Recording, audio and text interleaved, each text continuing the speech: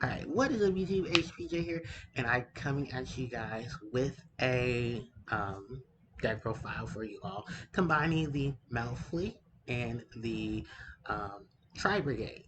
These are two archetypes, of course, that focus on um, the the beast typing, and there's a lot of very respective play between both of these archetypes, and I wanted to combine the two because the Tri Brigade itself has been sparking a lot of interest, especially with the players who play Beast, Winged Beast, and Beast Warrior archetypes. Now, um, I'm going to go into more depth into it, but I want to get to the deck profile itself so we can take a look at the build or at the build and I'll look at it overall. So, starting off, we'll start with the Melfleet. I'm running 3 copies of Melfleet Finny, 2 copies of Melfleet Pony, and 2 copies of Melfleet Puppy.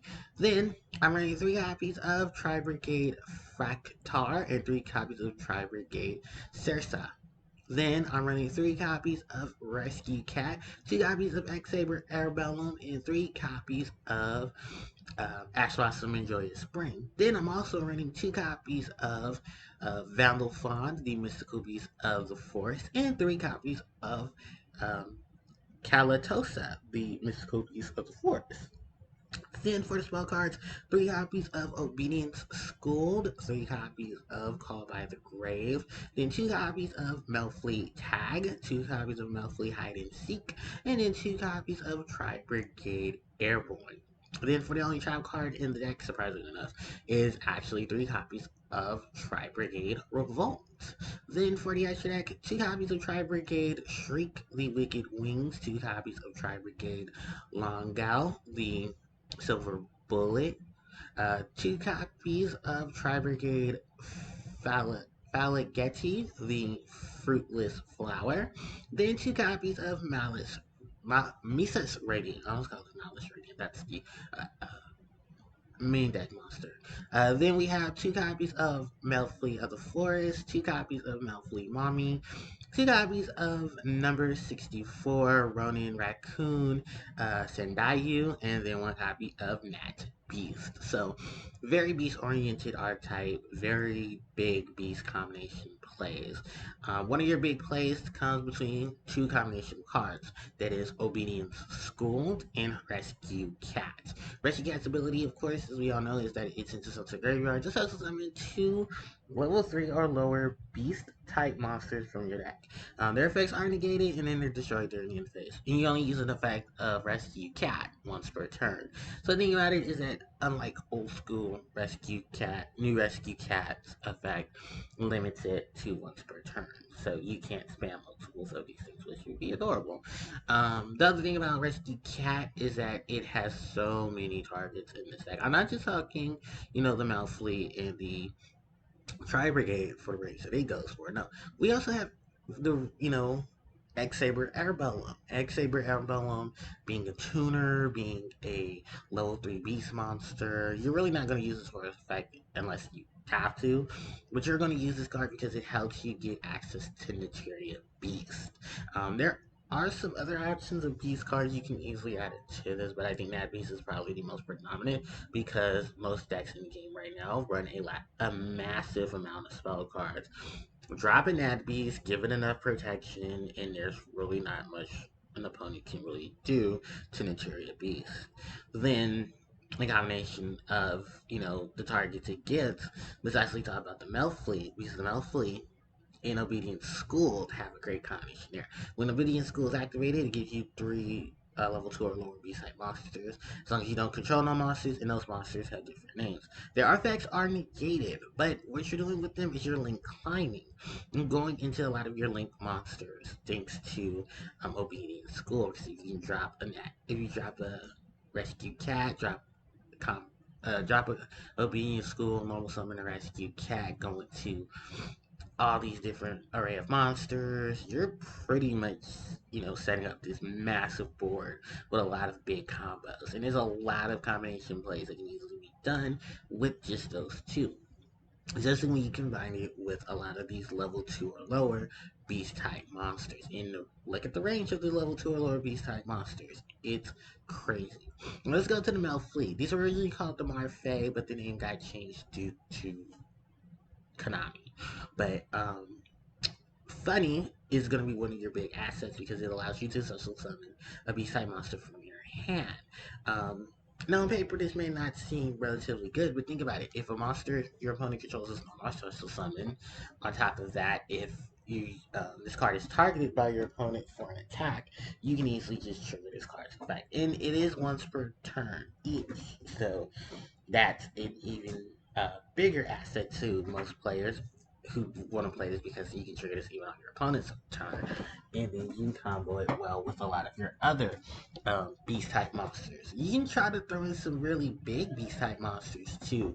Um, I've seen some builds running Green Baboon. I've seen some builds run the bigger monsters that are from the mystical beasts of the forest. So you have range of what you can easily summon off of this card. And then let's go on to Pony. Pony is just a retriever. It may not feel like the biggest retriever, but with a lot of the combo pieces that you have in the deck, getting some of your other level 2 and lower monsters and bringing them back to the field helps. And then on top of that, you have Puppy, and Puppy can also summon the monsters from the deck. So while you have Puppy summoning from the deck, you have Funny summoning them from the hand and Pony to retrieve. Now, the other thing that I did want to mention is that these cards can special summon themselves during the end phase of the turn. So, on top of what their own unique abilities do, you also have these guys coming out on the end phase, which just spams even more range of link summons and spams the race of exceeds because they do have their own exceed monsters, which I'll get into later. Then we have the mystical beast of the forest. So we do have the one tuner in the form of Funny, but Funny is also here not just for tuning, but for also being another summoner. Now, regardless if the monster is face up or face down, this is a monster that's bringing somebody out, and also a discard outlet. So you can easily set up cards for Pony and have uh, Valor Fawn, come out on its normal summon and just really get the combinations going. Because then you're recycling, you're sending cards, you're summoning cards on the field, then you're going to your link plays. It's a lot that can easily play. Then you have Kalatosa. Kalatosa, whenever it's summoned off of a beast type monster's effect, destroy a card on the target a card on the field and destroy it. So you have some easy removal. Um, which removal of any form is welcome. Too bad it destroys because if it's sun, it just would help so much. And then I know there are pure builds of just the Marfay with the raccoon, and it does some crazy shenanigans with these guys as well. Let's talk about the Tribrigade. In their addition to it, we have Sursa. Sursa is just another discard to summon itself, and then just like all of the other Tribrigade main deck monsters, can banish any number of these guys to special summon a link monster whose link rating is equal to the number of monsters banished uh, through this card's effect. Not to mention the fact that for the rest of the turn, you're summoning nothing but Beast Warrior, and Winged Beast monsters. Um, Fine, because this is a beast warrior winged beast. This monster can come out through a lot of combination cards. You have Rescue Cat to summon it, you have Valor Fawn to summon it, you have the effects of Finny and Puppy to summon it, you also have Pony to retrieve it. So you have a lot of range. You just have a lot of range with this guy. And I chose not to run um the level 1 monster because I wanted to stick to the beast aspect of it. Because you can tell many of these monsters are beasts, and many of them are also earth. So you can throw in some ghosting matches, some Real Warlords, and just get some crazy. Actually, I wouldn't throw in Life Ray, but I'd probably throw in some ghosting matches if you want to feel a little frisky. That does limit you with a couple of more monsters, but hand traps are a thing. So that's probably when most use them. Speaking of bat traps, let's talk about this monster. Try to bring facts are you're probably just using for the discard anyway. It allows you to send a level 3 or lower beast monster from your deck to your graveyard. It's just another combo setup to set up cards from your graveyard, and then you'll trigger your other monsters' effects on the 1900 attacker too. So it's nice to see a couple of 1900 monsters coming back to the game and actually starting to do more than just sit there and look pretty on the field. Ash Blossom Joyous Spring, Hand Trap. What more can you say? We've already talked about it being schooled. We do have the offensive defensive setup with Call by the Grave to hit your opponent's hand traps, to hit a non-nasty monster your opponent has in the graveyard, and then just really block out a lot of the things that they'll try to do in response to your effects. Melffy Tag. This pretty much just helps you special summon um, more monsters onto the board. You have Melffy Hide and Seek.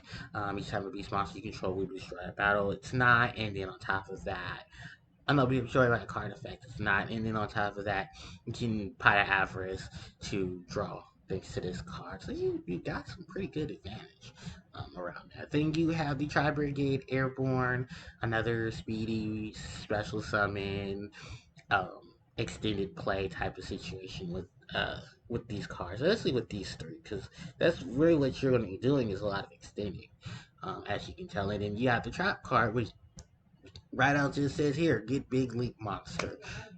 So so he needs to go from one play to another play and then just benefit from it, especially with Trigate Revolt, because wow, there's a lot of big link monsters. The big link monster you can summon off of this card is ridiculous.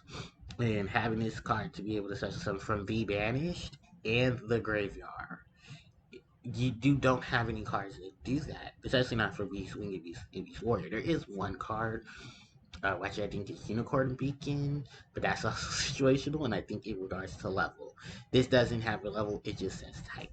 And then you immediately go into a Link monster. So, yeah, that's very much the main deck. And then the extra deck itself, with the Tri-Brigade Link monsters, I did regard all of them to two ofs. You have Hand Correction in the form of the Fruitless Flower, who also has the ability to such summon a level 4 or lower beast monster, beast warrior, winged beast from your hand. It can be used it can be used as link material for the rest of the turn, except for a beast warrior, winged beast monster. But that's fine because you can just synchro with it, or you can link into some of your other ways. You can link climb, which can be very helpful. You also have the Silver Bullet. This is a monster that can bring out a monster from the graveyard and then bounce it back to the hand, which can be helpful in the end phase. So you can get this big monster out onto the field and then have him in phase and then come back. You'll be perfectly fine because then you can start triggering a lot of your other cards' effects. Primarily, cards like Rescue Cat can be very helpful if they're reused, or you can get a lot of your other guys going as well, especially with this combination. And I think the other effect is that if this card sent to the graveyard, all the monsters on the field lose 300 for each monster type you control. So that may not be such a big effect, but when you think about all the other additional stuff that can do, you're primarily just going to use it for its main effect, and the fact that it's just another big link. Then let's talk about the biggest link monster in this, and this is the Wicked Wings. Whenever a beast warrior, or winged beast monster is summoned, or it's summoned, or when it's summoned, you banish a card on the field. So big removal there. Then it has its ability to summon monsters from your deck whose level is equal to or less than the number of banished beast warrior, winged beast monsters you control. So that's just yeah, it's all on this one winged beast with 3k attack, which is probably the highest in the extra deck right now. I think there is a black wing that's a little stronger than him, but just off the basis of everything that occurs to that is attached to this, I'm very excited to have such a strong winged beast and have access to it as well. Because even if you do play the Ghost in matches, like you can just strategize and then find ways over the Ghost in match, and then drop the big guy and have him help you with the field. Then there's Misa's Radiance, just for some additional attack power. I mean, you can drop one if you want to and just add another monster. I've seen some people run some setups with just the one, but I don't want the additional attack power because everybody in the deck is Earth, with the exception of this guy. So then we have the Melffy of the Forest. They're linked to just another standard defensive wall and just another monster that can, um, have some advantages taken up. And then we have Mommy, who I honestly is just so adorable. And Mommy is pretty much here to have her additional effects based off of the number of materials attached to her, because you can stack a good assortment of monsters attached to her. Can be destroyed by battle. You take no battle damage involving attacks that involve this card. And then if this card attack is declared and the attack position monster, you can inflict damage to your opponent. So yeah, it's a pretty big monster. I would, in the pure build, I'll probably run the trap card to combine with those. But yeah, just a lot of big heavy setup here. Then we have for even more big heavy setup, we have of course Sendayu, which is that whole big um, focus on attack power, and its lockout as well. And it makes tokens, so you use tokens for a lot of plays there. And then you have Nat Beast, which is no spells to your opponent at all. And your deck doesn't really care about sending stuff to the graveyard because look at it. Majority of it is monster. Majority of it you're gonna get back through cards. Excuse me, through cards, and then all the combination plays that set up with a lot of the retrieval. Your retrieval your Nat Beast to sit on to stop, a lot of the hits. And then you also have a lot of the big combination cards to either increase, decrease, or just flat out say you're not swinging at Nat Beast, you have to swing at me. So, um, yeah, that's pretty much it just for the deck profile right now. And I have some more stuff that I will be trying to post up later on. But I do want to say thank you guys so much for watching, and I hope you guys enjoy the Melffy Tribrigade deck. And let me know what you guys think about the Tribrigade and the Melffy. And do you see a lot more coming with these particular archetypes? So let me know in the comment section below. Please don't forget to like, comment, share, and subscribe, and hit that notification bell so you guys can be informed of when I upload more content. Also, remember to hit up some of the social media links, Instagram and Discord, of course, because I have the Discord up and running. So, thank you guys so much for watching, and HBJ signing out. Take care.